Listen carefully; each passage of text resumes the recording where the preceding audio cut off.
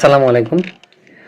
বাংলাদেশে মানে এই মুহূর্তে বলি বা ১ মাস আগে বলি, মানে ওসমান হাদির মৃত্যুর আগে বলি, তখন বাংলাদেশের মূল কাল্ট ফিগারটা কে ছিল? অর্থাৎ কার জন্য মানুষ কান্না করছিল? বা এই যে আমরা হালের এই সময় বলি যে ওসমান হাদি গুলিবিদ্ধ হওয়া এবং তারপর বাংলাদেশের মানুষের ফেসবুকে, ইউটিউবে কান্না, কিংবা একটা বিশেষ গোষ্ঠীর কান্না, এটা দেখে আপনাদের কাছে কি মনে হয় যে কার জনপ্রিয়তা বেশি ছিল বা কার জন্য মানুষ কাঁদত?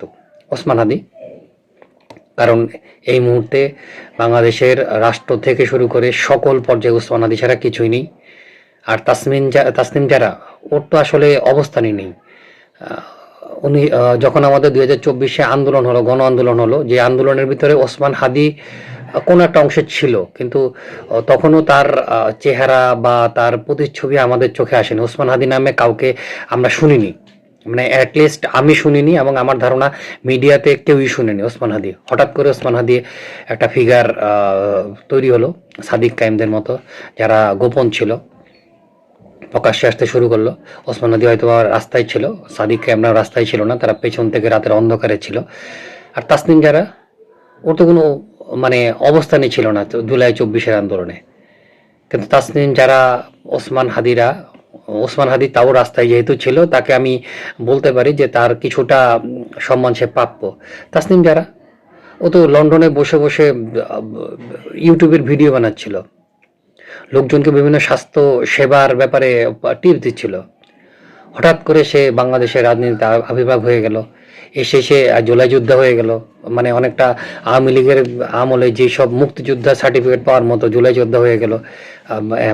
গানম্যান পায়, হাই হাই অ্যালার্ট সিকিউরিটি পায়।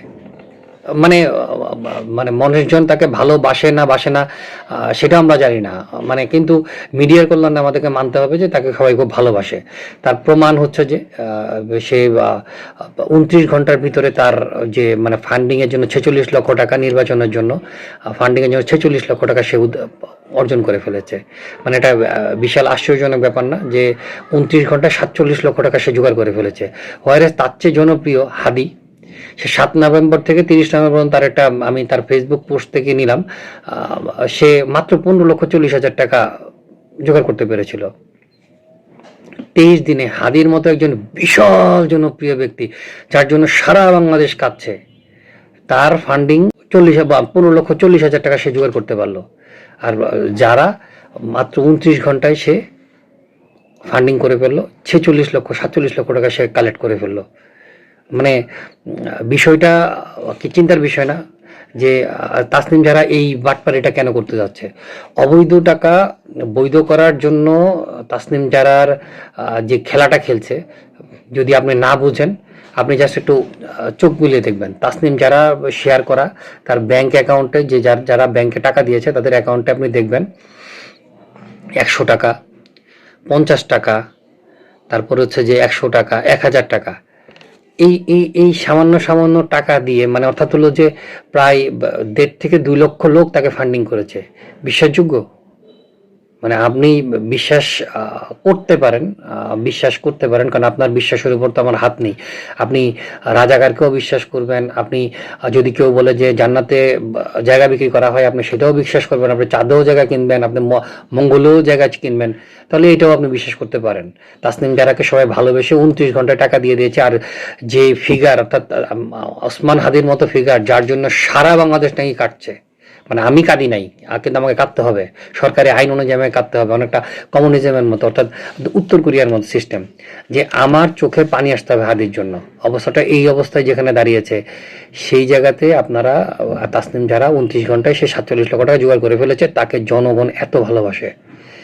এইসব বিশ্বাস যদি করতে পারেন, বিশ্বাস করার পরে আপনাদের কপালে কি আছে সেটা আপনারা জানেন।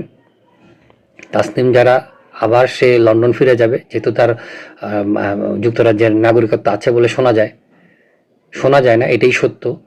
তাসনিম যারা চলে যাবে, তারপর যেটা হবে সেটা হচ্ছে যে আপনারা এদেরকে নিয়ে যে লাফালাফি করেছেন, ফেসবুকে লাইক দিয়েছেন, শেয়ার দিয়েছেন, তাকে যে মানে একটা দেবী বানিয়ে দিয়েছেন, ভবিষ্যতে সে লন্ডন থেকে বসে বসে বিভিন্ন বার্তা ছাড়বে, আপনাদেরকে বিভ্রান্ত করবে।